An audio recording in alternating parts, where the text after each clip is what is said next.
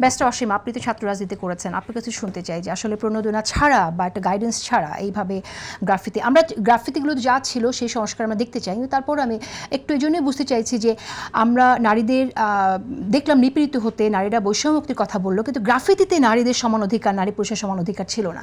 তো এটা আপনার আমার কাছে মনে হয় যেন মোটিভেটেড কোনো বিষয় ছিল বা প্রিমেডিটেটেড, সেটা ভিন্ন জিনিস। কিন্তু যারা গ্রাফিতি করেছে, আন্দোলন যারা করেছে, মূলত আপনার ফ্রন্ট লাইনে যারা ছিলেন বিশ্ববিদ্যালয়ের ছাত্ররা, আলতাফ পারভেজ ভাই বলেছেন যে প্রাইভেট বিশ্ববিদ্যালয় ছাত্রদের অংশগ্রহণই সবচেয়ে বেশি ছিল। অ্যাকচুয়ালি তো তাই, কারণ সরকারি বিশ্ববিদ্যালয় যেগুলো ছিল সেগুলো সবগুলো ছিল আপনার সরকারের নিয়ন্ত্রণে এবং সরকারের পেটোয়া বাহিনীদের দ্বারা, যেখানকার সেই সমস্ত বিশ্ববিদ্যালয়ের শিক্ষকরাও মানে নেককারজনকভাবে নগ্নভাবে মানে একটা রাজনৈতিক দলীয় উন্মাদনার মধ্য থেকে ওনারা মানে হোলিয়ার দেন পোপ ছিলেন। তো সে জায়গাতে আপনার মনে করেন যে প্রগতিশীল ছাত্রীরা আন্দোলন কিংবা তাদের মত প্রকাশ করতে পারেনি, বা দীর্ঘ 15 বছর 16 বছরের একটা জঞ্জালের মতো যে একটা আধিপত্য বিস্তারের মধ্য দিয়ে অন্যদেরকে আপনার রাজনীতি করতে দেওয়া হয়নি।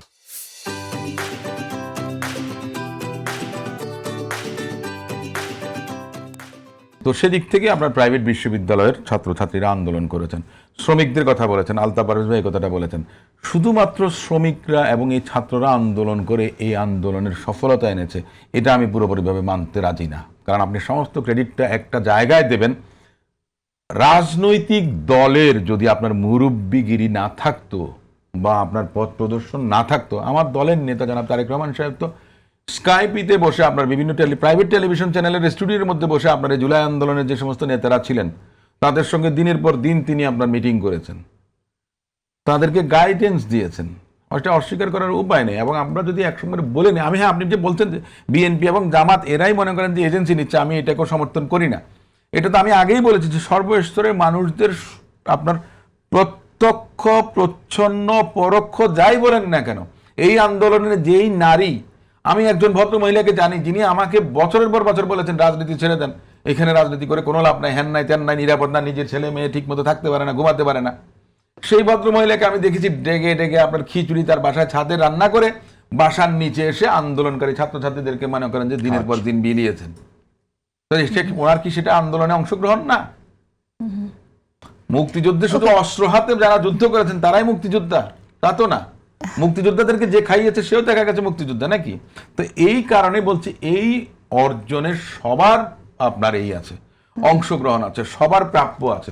এখন সেটা যদি আপনি মানেন তাহলে সেটার আপনার রিফ্লেকশনটা আমরা চাই এই সংসদের মধ্যে, রাজনীতিবিদদের মধ্যে থেকে, প্রত্যেকটা রাজনৈতিক দলের মধ্য থেকে আমরা আলোচনা, যে কথা হ্যাঁ আলতাফ ভাই বলেছেন, মান্নান ভাইও বলছেন, আলোচনা তো আপনার মনে করেন আজকে সনদ যদি না থাকতো, আপনি তো সুশাসনের কথা বলছেন, বাংলাদেশ জাতীয়তাবাদী দলের 31 দফা আছে রাষ্ট্র সংস্কারের, সেখানে কিন্তু অনেক কিছু এই সংস্কারের মধ্যে কিন্তু আছে।